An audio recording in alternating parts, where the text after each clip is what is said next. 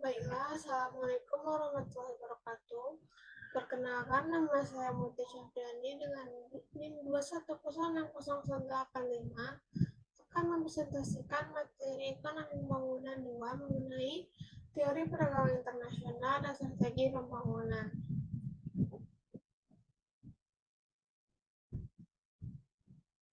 Materinya yaitu mengenai globalisasi perekonomian, perdagangan internasional, teori tradisional tentang perdagangan internasional, kritik terhadap teori perdagangan bebas tradisional dalam konteks pengalaman negara berkembang, strategi perdagangan tradisional bagi pembangunan, pendekatan strategi industrialisasi terhadap kebijakan ekspor, perdagangan selatan-selatan, dan integrasi ekonomi. Yang terakhir yaitu mengenai kebijakan perdagangan negara maju. Materi pertama yaitu mengenai globalisasi perekonomian.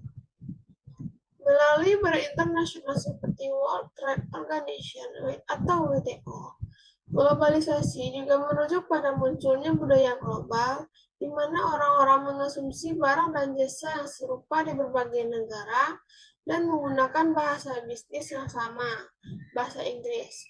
Perubahan ini mempercepat integrasi ekonomi dan pada gilirannya integrasi tersebut mempercepat perubahan itu.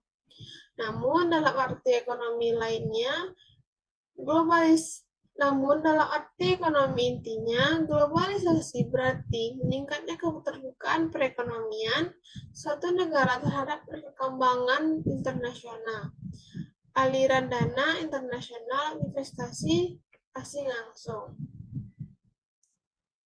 Bagi sejumlah orang, menyaratkan peluang bisnis yang menarik, pertumbuhan pengetahuan dan inovasi yang lebih cepat, dan transfer pengetahuan ke negara berkembang yang mendorong pertumbuhan yang lebih cepat.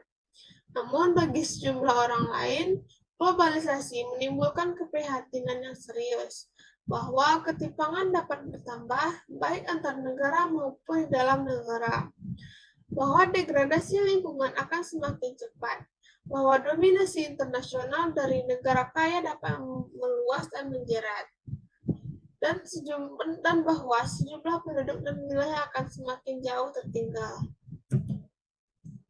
Selanjutnya itu mengenai perdagangan internasional. Sejumlah negara berkembang yang lebih kecil, presentasi besar dari pendapatan moneter negara diperoleh dari penjual ekspor produk pertanian dan produk primer atau primary products, atau komoditas lain seperti kopi, kapas, coklat, gula, minyak sawit, bauksit, dan tembaga. Pada situasi khusus, seperti di negara-negara penghasil minyak, penjualan produk minyak, bumi mentah, dan olahan di berbagai negara dunia, porsinya mencapai lebih dari 70% dari pendapatan nasional mereka. Namun, tidak seperti negara-negara produsen minyak dan segelintir negara yang berhasil melakukan industrialisasi seperti Taiwan, Korea Selatan, dan sekarang Cina. Banyak negara berkembang yang masih harus mengandalkan ekspor produk-produk primer non-mineral yang meliputi sebagian besar dari pendapatan valuta asing mereka. Hal ini merupakan persoalan serius khususnya di Afrika Sub-Sahara. Karena pasar dan harga-harga bagi produk ekspor semacam itu seringkali tidak stabil, maka ketergantungan ekspor atau ekspor dependence pada produk-produk primer turut menghadirkan sejumlah risiko dan ketidakpastian yang tidak diinginkan oleh banyak negara. Selanjutnya yaitu mengenai arti penting ekspor bagi negara berkembang. Semakin besarnya bangsa ekspor negara-negara berkembang yang tercatat pada GDP mereka, sebagian mungkin disebabkan oleh semakin tingginya harga relatif jasa non-perdagangan di negara maju ketimbang negara berkembang. Namun demikian, hal tersebut menekankan bahwa negara berkembang umumnya lebih bergantung pada perdagangan dalam hubungan ekonomi internasional karena sebagian besar perdagangan yang dilakukan adalah transaksi barang, di mana perbedaan harga barang antar negara lebih kecil. Terlebih lagi, secara umum, ekspor dari negara berkembang kurang terdiversifikasi ketimbang negara maju. Sementara total ekspor dan pangsa produk manufaktur dalam ekspor barang terus mengalami peningkatan di banyak negara berkembang. Dan beberapa eksportir baru terutama seperti Cina mulai bermunculan. Penting untuk melihat peningkatan tersebut dari sudut pandang tertentu. Sejumlah kecil negara industri baru masih mendominasi ekspor negara-negara berkembang. Sebagai contoh, di tahun 2008, ekspor Korea Selatan saja melebihi total gabungan ekspor seluruh negara Asia Selatan dan Afrika Sub-Sahara. Selanjutnya itu mengenai elastisitas permintaan dan instabilitas pendapatan ekspor. Elastisitas pendapatan terhadap permintaan atau income elasticity of demand untuk produk primer relatif rendah. Presentasi kenaikan permintaan produk pertanian primer oleh para importir kebanyakan adalah negara kaya akan naik dalam jumlah yang lebih kecil daripada presentasi kenaikan GDI mereka. Elastisitas harga terhadap permintaan atas dan penawaran dari komoditas primer juga cenderung rendah, artinya inelastis. Setiap pergeseran pada kurva permintaan atau kurva penawaran akan mengakibatkan fluktuasi harga yang tajam dan bergejolak bersama-sama.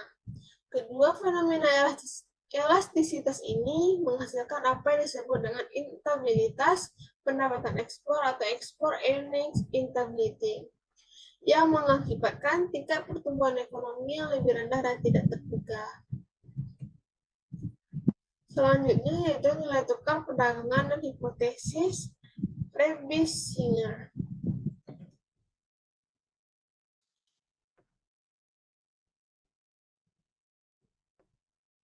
Hubungan atau rasio antar harga dari satu unit ekspor tertentu dan satu unit impor tertentu.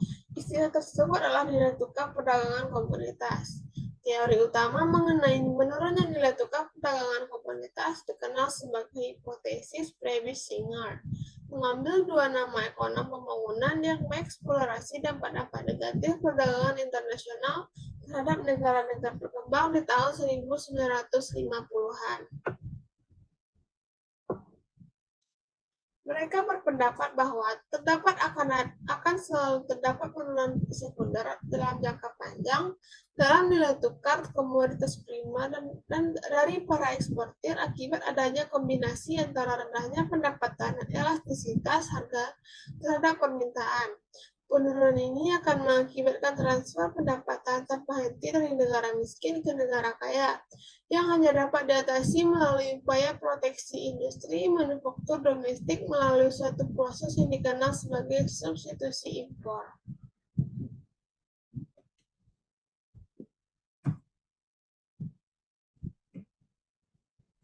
Selanjutnya itu mengenai keunggulan komparatif. Keunggulan komparatif merupakan produksi suatu komoditas pada biaya peluang atau oportunitas yang lebih rendah dibandingkan komoditas alternatif yang dapat diproduksi. Konsep perbedaan biaya dan harga relatif itulah yang menjadi landasan bagi teori perdagangan internasional. Prinsip keunggulan komparatif menegaskan bahwa suatu negara harus dalam kondisi persaingan akan berspesialisasi dalam mengekspor produk-produk yang dihasilkan pada biaya relatif terendah.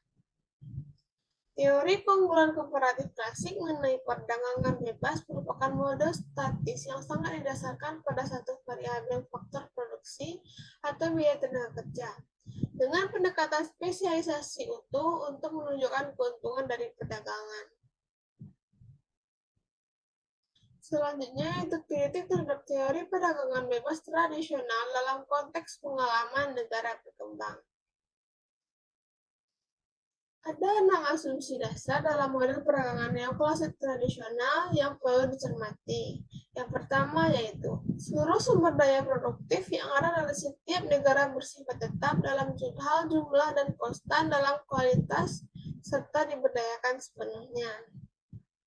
Yang kedua, teknologi produksi bersifat tetap atau model klasik atau serupa dan tersedia secara bebas bagi semua negara, model anugerah faktor. Yang ketiga, faktor-faktor produksi mengalir secara sempurna di antara berbagai kegiatan produksi, dan perekonomian secara keseluruhan ditandai oleh adanya persaingan sempurna. Yang keempat, pemerintah nasional tidak memainkan dalam hubungan ekonomi internasional. Dan yang kelima, perdagangan akan selalu berimbang di setiap negara dan semua perekonomian senantiasa siap untuk menyesuaikan diri terhadap perubahan atas harga-harga internasional dengan diskulasi sumber daya yang minimal. Dan yang terakhir yaitu keuntungan perdagangan yang diterima oleh suatu negara dinikmati oleh seluruh warga negara tersebut.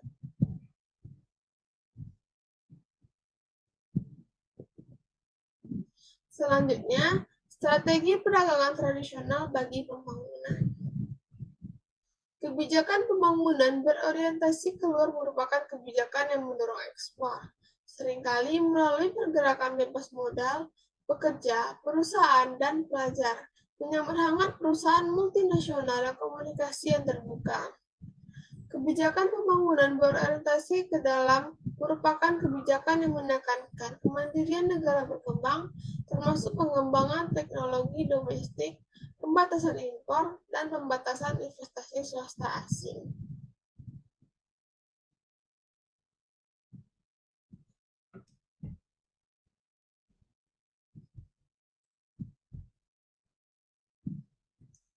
Pendukung substitusi impor atau import substitution yang meyakini bahwa perekonomian negara berkembang sebaiknya sejak awal mensubstitusi produksi domestik dari barang-barang konsumen sederhana yang sebelumnya diimpor tahap pertama, dan kemudian mensubstitusikannya melalui produk domestik untuk sejumlah barang manufaktur yang lebih canggih.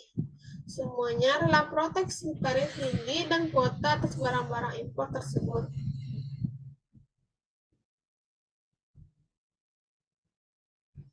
Pendukung promosi ekspor atau ekspor promotion untuk barang primer dan manufaktur menyebutkan tentang manfaat efisiensi dari pertumbuhan dan perdagangan bebas dan persaingan.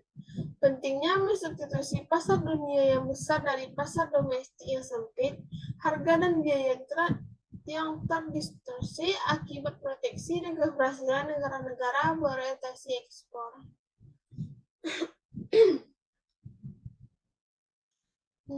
Selanjutnya, nilai tukar valuta asing, pengendalian nilai tukar, dan keputusan evaluasi.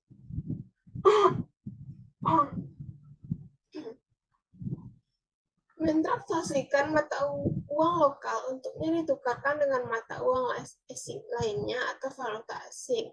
Dalam pasar valuta yang resmi, nilai tukar resmi biasanya dinyatakan dalam dolar AS, peso, rial, pound, euro, rupiah, baht, atau yen per dolar. Nilai tukar resmi tidak sepenuhnya ditentukan pada atau mendekati harga ekuilibrium ekonomi dari pertukaran falas, yakni tingkat di mana permintaan domestik atas satu uang atau valuta asing seperti dolar akan sama dengan penawarannya tanpa ada regulasi atau intervensi pemerintah.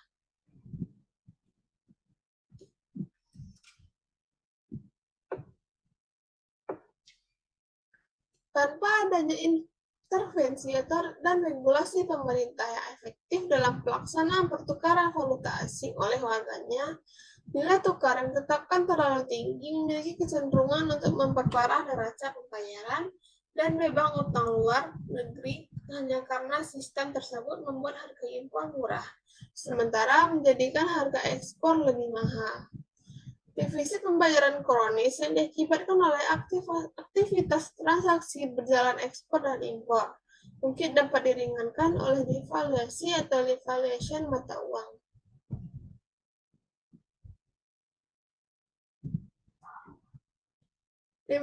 Definisi sederhananya yaitu mata uang suatu negara akan terdevaluasi ketika nilai tukar resmi di mana bank sentral negara tersebut bersedia menukarkan mata uang negaranya dengan valuta asing ditingkatkan secara tiba-tiba. Sebaliknya, depresiasi atau depreciation mata uang merujuk pada penurunan daya beli mata uang domestik di pasar dunia relatif terhadap pasar domestik secara bertahap. Selanjutnya yaitu mengenai pendekatan strategi industrialisasi terhadap kebijakan ekspor.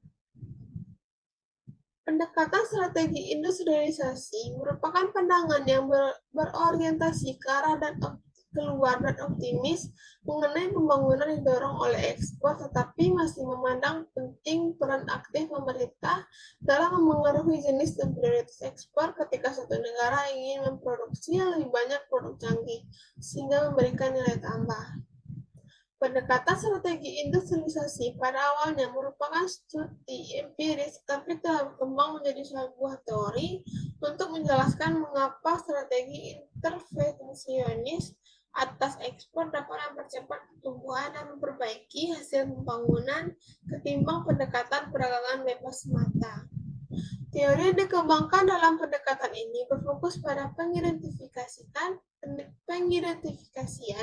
dan penanggulangan kegagalan pasar yang ditemui dalam proses industrialisasi. Selanjutnya, perdagangan selatan-selatan dan integrasi ekonomi.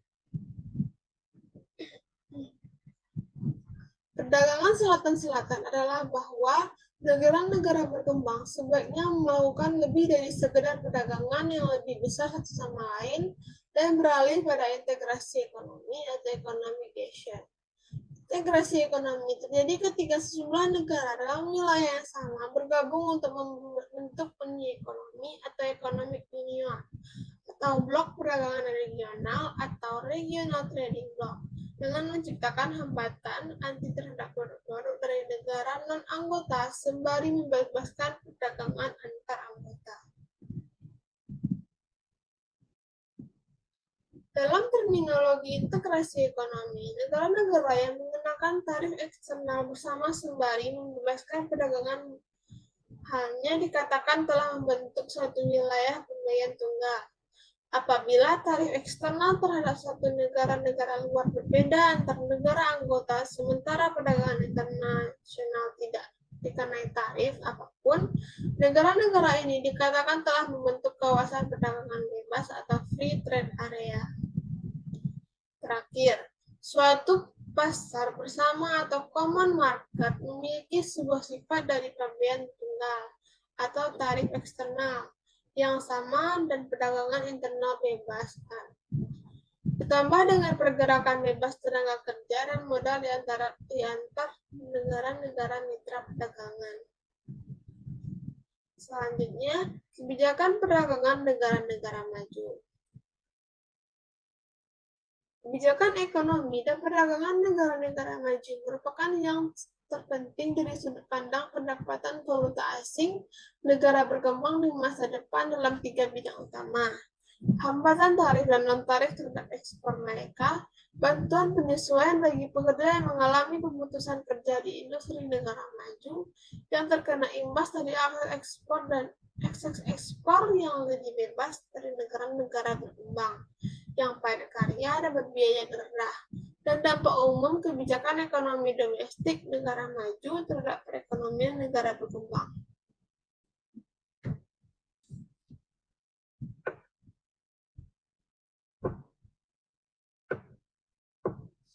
Hambatan tarif dan non-tarif proteksionis baru antara lain bea cukai, kuota, batasan ekspor sukarela, peraturan sanitasi yang dibuat-buat, yang diamankan oleh negara-negara kaya pada komoditas ekspor negara-negara miskin, telah menjadi penghalang utama bagi ekspansi kapasitas penerimaan ekspor negara-negara miskin berkembang.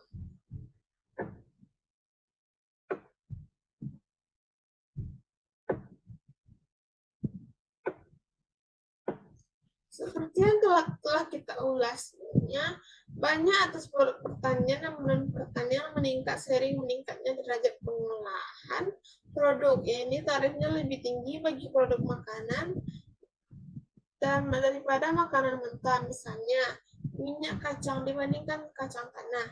Lebih tinggi bagi kemeja ketimbang kapas mentah.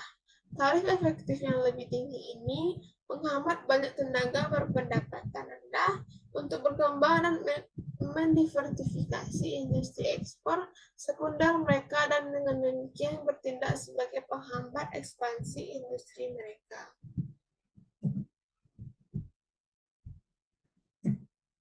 Baiklah, Sekian untuk presentasi saya mengenai materi pada kali ini. Mohon maaf bila ada kesalahan. Assalamualaikum warahmatullahi wabarakatuh.